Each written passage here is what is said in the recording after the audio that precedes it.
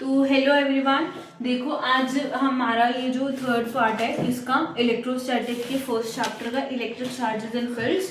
तो देखो आज हमने क्या करना है, electric dipole in uniform 2D electric field, मतलब 2D इलेक्ट्रिक फील्ड में हमें इलेक्ट्रिक डाइपोल देखना है। ठीक है, अब इलेक्ट्रिक डाइपोल तो मैंने कल समझा दिया, तो प्रीवियस वीडियो में देख लेना, 2 वीडियोज अपलोड हो चुकी हैं। अब है ये थर्ड वाली। अब देखो इलेक्ट्रिक डाइपोल को जब हम यूनिफॉर्म फील्ड में रखते हैं ना, तो वो एक टॉर्क एक्सपीरियंस करती है, ठीक है, जो कि उसे रोटेट करता है डाइपोल को। ठीक है, अब क्या होता है, जैसे ये क्या है, मेरी इलेक्ट्रिक फील्ड है। ठीक है, ये मेरी क्या है, इलेक्ट्रिक फील्ड है, जिसमें मैंने इसको टॉर्क को रखा है, मतलब सॉरी डाइपोल को रखा है, जो कि क्या एक्सपीरियंस करेगी, टॉर्क। ये जो फोर्स है वो रोटेट करने में उसे हेल्प करेगा ऐसे। ठीक है, एंटी क्लॉकवाइज। अच्छा देखो, यहाँ पे माइनस चार्ज है, यहाँ पे प्लस चार्ज है, तो ये वाला फोर्स कैसे लगेगा, इधर नीचे की साइड, और ये ऊपर की साइड। तो ये फोर्स कैसा होगा, माइनस क्यू ई, और ये वाला फोर्स कैसा होगा, प्लस क्यू ई। अब देखो इसमें मुझे क्या पता चल रहा है, जो डाइपोल होती है ना वो क्यू इंटू में 2a होती है, ये तो हमें पता ही है। लेकिन अब ये देखना है हमें कि जो हमारा नेट फोर्स है ना वो क्या होगा, एक तो हमारे पास प्लस क्यू है, क्यू ई है, एक माइनस क्यू है, क्यू ई है। तो इनको क्या कर दो, माइनस कर दो, तो हमारी नेट फोर्स क्या आ जाएगी, 0। लेकिन हमारी नेट डाइपोल 0 नहीं आएगी। ठीक है, अब देखो net force 0 but net torque हमारी 0 नहीं होगी। क्या 0 नहीं होगी, टॉर्क। ठीक है, वो गलती से मैंने डाइपोल बोल दिया, टॉर्क 0 नहीं होगी। अब देखो P किसके इक्वल होगा, Q इंटू में 2a। ठीक है, अब हमारा जो थीटा होता है वो क्या होता है, angle between P and A। जो टॉर्क सॉरी डाइपोल और इलेक्ट्रिक फील्ड में एंगल बन रहा है वो हमारी क्या होती है, थीटा होता है। ठीक है, अब देखो क्या होगा, distance between the line of action and the forces, मतलब कि जो ये परपेंडिकुलर डिस्टेंस है वो बता रहे हैं कि, ठीक है, अब परपेंडिकुलर सेपरेशन मेरा क्या होगा, 2a इंटू में साइन थीटा।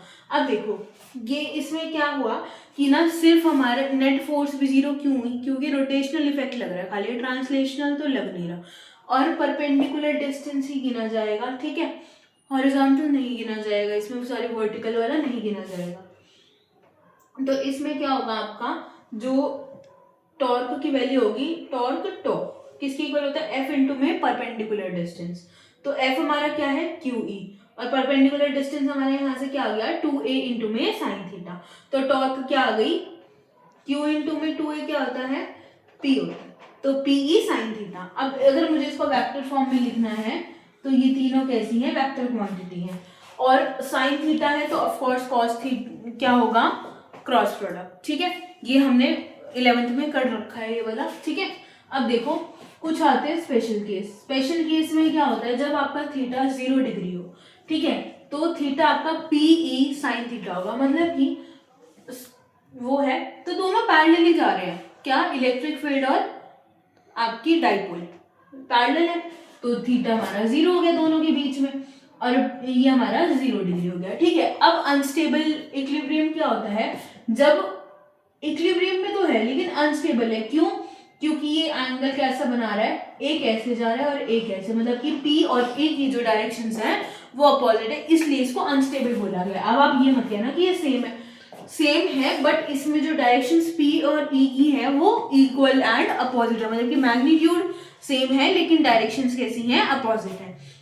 अब आता है हमारा थीटा 90 डिग्री। थीटा जब 90 डिग्री होता है उस टाइम पे हमें टॉर्क की कैसी वैल्यू मिलती है, मैक्सिमम वैल्यू मिलती है। ठीक है, मैक्सिमम वैल्यू मिलती है तो टॉर्क किसके इक्वल होगा, पी साइन थीटा, और साइन 90 डिग्री हमारा कितना होता है, 1। तो आंसर हमारा क्या हो जाएगा, torque is equals to PE. अच्छा, टॉर्क हमने देखा कि वो फोर्स इनटू में परपेंडिकुलर डिस्टेंस होती है। फोर्स का फॉर्मूला क्या होता है, यूनिट क्या होती है, न्यूटन, और परपेंडिकुलर डिस्टेंस की क्या होती है, मीटर। तो यूनिट आ गई, डायमेंशनल फॉर्मूला देख लो, m1 L2 T-2। ठीक है, अब ये वाला टॉपिक हो गया, एक बार नेक्स्ट देखो अब है next topic, electric flux. Electric flux क्या होता है, it is the measure of electric field lines passing through a area. ठीक है, मतलब कि क्रॉसिंग दिस एरिया। अब जैसे मेरे पास क्या है, एक ऐसा एरिया है, अब इसमें से इलेक्ट्रिक फील्ड लाइंस कितनी पास कर रही हैं उसका मेजर क्या है, इलेक्ट्रिक फ्लक्स है। ठीक है, इलेक्ट्रिक फ्लक्स का फॉर्मूला क्या होता है, मतलब पहले देखो इसको कैसे डिनोट करते हैं, फाई ई से, ठीक है। अब ई डॉट ए वेक्टर, ठीक है। और यहाँ पे ना जो एरिया वेक्टर होता है ना वो कैसा लिया जाता है, वेक्टर फॉर्म में लिया जाता है, स्केलर में नहीं, ठीक है। ई यहाँ पे क्या है, इलेक्ट्रिक फील्ड, और ए क्या है, एरिया वेक्टर, ठीक है। अब फ्लैट सरफेस के लिए क्या होगा हमारा, फाई ई ए कॉस थीटा के इक्वल होगा। डॉट प्रोडक्ट को जब खोलते तो कॉस थीटा आ जाता है ना, और थीटा क्या होगा, एंगल बिटवीन ई एंड ए। अब देखो जो एरिया वेक्टर होता है ना वो हमेशा परपेंडिकुलर होता है सरफेस से, क्योंकि देखो ये ना बाहर की साइड जा रहा होता है, इलेक्ट्रिक फील्ड लाइंस मेरी ऐसी जा रही है, तो जब फ्लैट सरफेस हो तो उस टाइम पे जो आपका एरिया वेक्टर है वो कैसा होता है, परपेंडिकुलर होता है सरफेस से, ठीक है। अब मैक्सिमम फ्लक्स कब होता है, जब ई और ए पैरेलल हो, मतलब कि मेरा एरिया वेक्टर भी ऐसे जा रहा हो और मेरी इलेक्ट्रिक फील्ड लाइंस भी इसी साइड जा रही हो, तो ई ए हो जाता है, ठीक है। 0 डिग्री cos 0 डिग्री 1 होता है, तो ई हो गया। जीरो फ्लक्स कब होता है, जब थीटा आपका 90 डिग्री हो, मतलब कि ई और जो सरफेस है वो पैरेलल है, मतलब कि यही केस, अगर आपका एरिया वेक्टर ऊपर है और इलेक्ट्रिक फील्ड लाइंस इस साइड है तो कैसी हो जाएगी, 90 डिग्री हो जाएगी, अंडरस्टूड। तो उस साइड पे क्या हो जाता है आपका, ये 0 हो जाता है इलेक्ट्रिक फ्लक्स। नेक्स्ट क्या होगा, नेगेटिव कब होगा, जब आपका थीटा बड़ा होगा किससे, 90 डिग्री से, 90 डिग्री से बड़ा होना चाहिए, जैसे कि 180 डिग्री, 180 डिग्री ले लोगे तो -1 आ जाएगा और आपका माइनस ई ए हो जाएगा आपका इलेक्ट्रिक फ्लक्स। अब देखो जब जो फील्ड लाइंस है वो एंटर कर रही होती है फ्लक्स में, तो वो कैसा होता है, मतलब एंटर कर रही है तो वो नेगेटिव फ्लक्स बन जाता है, मतलब कि जैसे ये बन रहा है, अगर मेरी इलेक्ट्रिक फील्ड लाइंस ऐसे एंटर कर रही है, एरिया वेक्टर इस साइड जा रहा है, तो इन दोनों के बीच में 180 डिग्री बन गया, तो कैसा हो गया, वो नेगेटिव हो गया आपका फ्लक्स। अब पॉजिटिव कब होगा, जब दोनों पैरेलल है, तो ये कैसी हो गई, पॉजिटिव हो गई। अब ना जो गॉस लॉ होता है ना हमारा, वो एक स्पेशल केस किसका होता है, इलेक्ट्रिक फ्लक्स का। ये हमारा फ्लैट सरफेसेस के लिए होता है, ये हमारा क्लोज सरफेस के लिए होता है। क्लोज सरफेस में क्या होता है, देखो जो टोटल हमारा इलेक्ट्रिक फ्लक्स होता है थ्रू एनी क्लोज सरफेस, वो किसके इक्वल होता है, नेट चार्ज, जो आपका नेट चार्ज है एनक्लोज किया है सरफेस में, divided by permittivity of free space, जो परमिटिविटी है फाई नॉट उससे डिवाइड कर दो, मतलब कि ऐसे ई डॉट डी ए, ये हमारा इलेक्ट्रिक फ्लक्स का फॉर्मूला था, इन किसके इक्वल होगा, चार्ज इनक्लोज बाय में एप्सिलॉन नॉट। अब जैसे मैंने क्या सपोज किया, एक क्लोज सरफेस देखा, यहाँ पे मेरा क्या है, प्लस चार्ज इनक्लोज है, और ये क्या है, आर वेक्टर है डिस्टेंस पी पॉइंट से। यहाँ पे हमने एक डीएस एलिमेंट लिया जिसका जो एरिया वेक्टर है वो भी बाहर की साइड जा रहा है, इलेक्ट्रिक फील्ड भी बाहर की साइड जा रही है, मतलब कि ए और ई कैसे हैं, सेम डायरेक्शंस में जा रहे हैं बाहरी, तो उस टाइम पे मेरा थीटा कैसा हो जाएगा, 0 डिग्री हो जाएगा, अंडरस्टूड। तो मेरी इलेक्ट्रिक फील्ड क्या होगी, 1/4πε0 Q/r², ये होती है, इलेक्ट्रिक फील्ड तो पता ही होती है।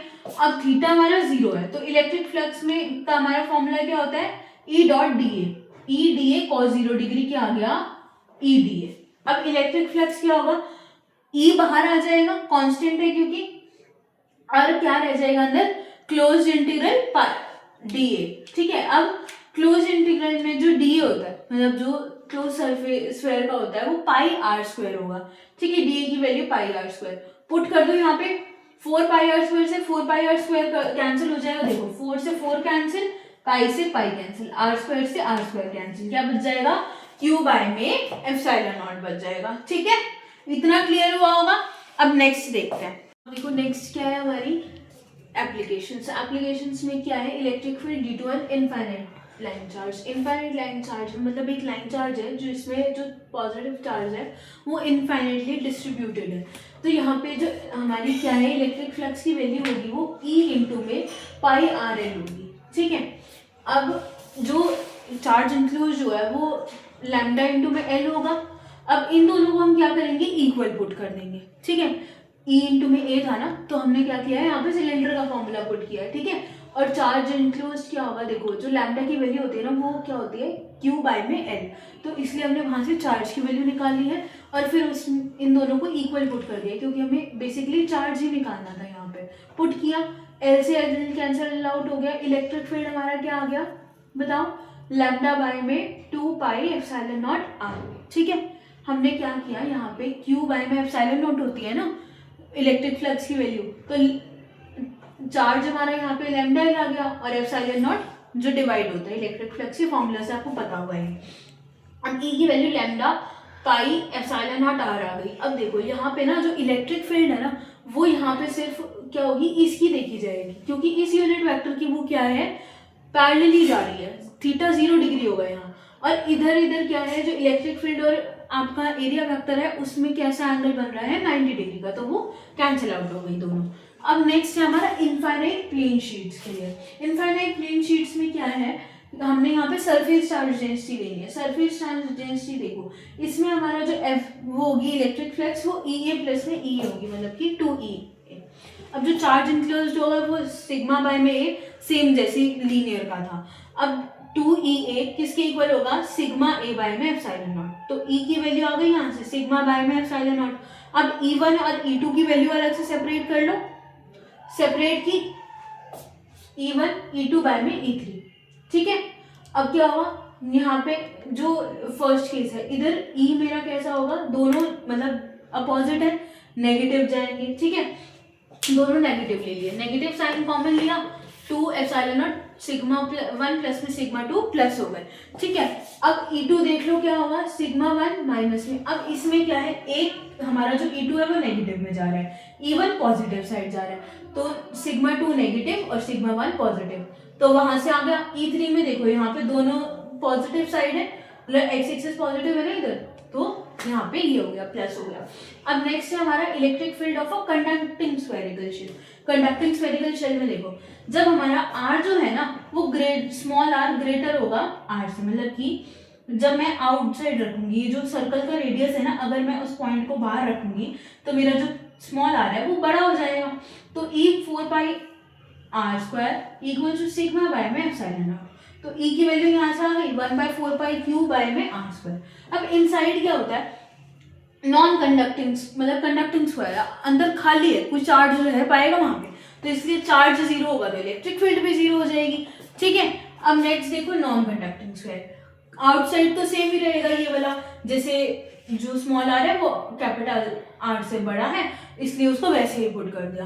अब इनसाइड जो नॉन कंडक्टिंग स्फीयर है उसमें आप चार्ज को रख सकते हो। आपने क्या किया, चार्ज इनक्लोज किसके इक्वल हो गया, सिग्मा इनटू में v, मतलब वॉल्यूम का था ये फॉर्मूला, तो 4/3 पाई r क्यूब आ गया। अब इन दोनों को इक्वल पुट कर दो, E is equals to 4 pi r square into किसके इक्वल हो जाएगा, sigma 4/3 pi r cube by में एप्सिलॉन नॉट। अब कैंसिल आउट होके हमारे पास क्या बनेगा, सिग्मा r बाय में 3 एप्सिलॉन नॉट, ठीक है। इससे हमें क्या पता चला, जो इलेक्ट्रिक फील्ड है वो रेडियस के बराबर है, किस केस में, नॉन कंडक्टिंग के केस में, ठीक है। अब ना इसका ना अलग से ग्राफ है, ये आप लोग अपने बुक में चेकआउट करना और देख लेना, ठीक है, वो भी इंपॉर्टेंट है। तो एप्लीकेशन इंपॉर्टेंट थी वो करवा दी है, और ये चैप्टर मेरी साइड से अब कंप्लीट हो चुका है। अगर आपको इंपॉर्टेंट क्वेश्चंस वगैरह चाहिए तो आप मुझे DM कर सकते हैं या कमेंट सेक्शन में भेज सकते हैं, और फॉर्मूला शीट आपको इंस्टाग्राम पे प्रोवाइड की जाएगी। Okay bye.